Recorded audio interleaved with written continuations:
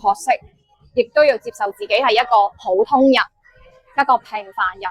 做一個平凡人唔丟架。其實好多媽咪一朝早6點幾就起咗身，要整好晒全家人嘅早餐，佢先至可以翻工。夜晚翻到嚟，飯都未扒得個幾啖咋，就要輔導好晒啲細蚊仔做作業。臨瞓之前仲要料理晒所有家頭細務先有得瞓。可能佢哋冇高大上嘅成就，但係一家人過得去，細路仔快高長大，老人家又睇得起病。我覺得本身就係一件好成功嘅事，不過係我哋由細到大都俾人灌輸咗一個觀念，就係一定要成功先有價值。覺得我哋14億人都會可以成功咩？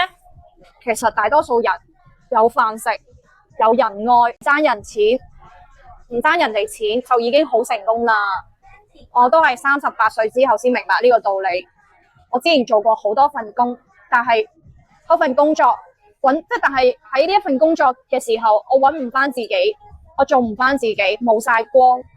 後嚟我學識咗靈氣，成為一個療癒師。我學識咗愛自己，揾翻自己嘅熱愛。原來療癒師除咗療癒自己，仲可以療癒他人，仲能夠為佢哋他人創造更加多嘅價值，同埋可以讓大家嘅心回歸翻平靜，有力量。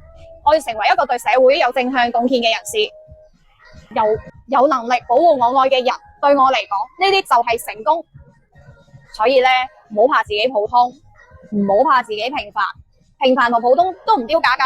照顧好屋企人溫飽，唔好成為社會嘅負累，亦都唔好成為其他人嘅負擔，咁樣就已經好成功噶啦。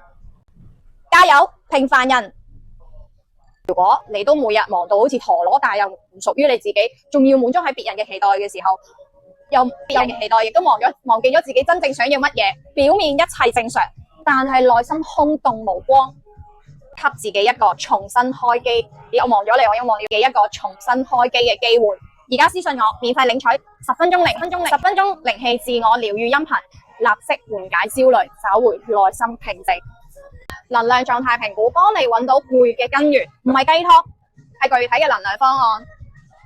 我淨係俾真心想改變嘅你，立即私信我想充電，療癒你，祝福大家，我愛大家，我係海莉，關注我，越來越幸福。